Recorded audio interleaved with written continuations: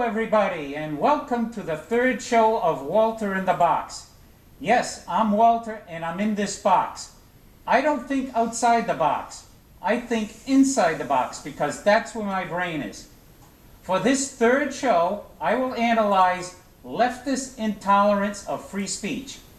Now, major institutions of our country are bowing in deference to the bigoted and hate-filled extreme left-wing mobs who are seeking to destroy our country. Here's what's been happening.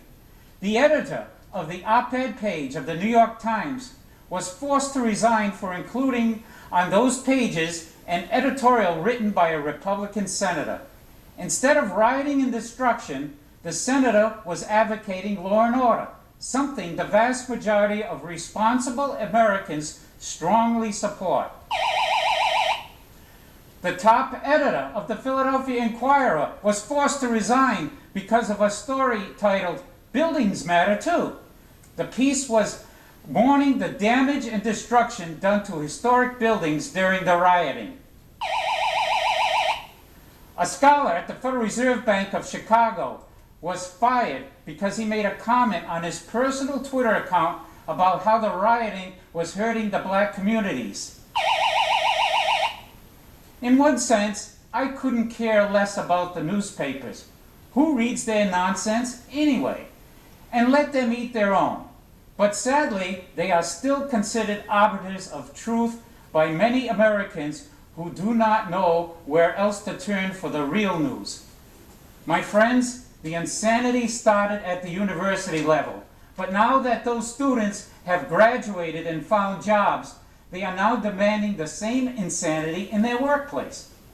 If things continue in this direction, my friends, we're looking at something beyond Nazism, probably closer to North Korean-style oppression.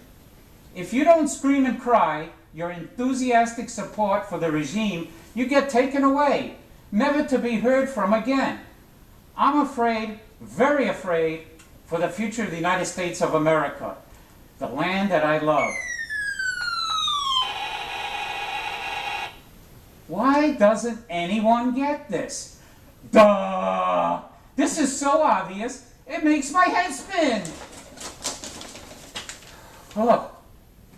Finally, I will conclude with these final thoughts.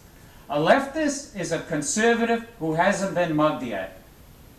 And then there's Winston Churchill's famous observation. A man who isn't a liberal in his youth doesn't have a heart. A man who isn't a conservative in his mature years doesn't have a brain. That concludes show number 3 of Walter in the Box.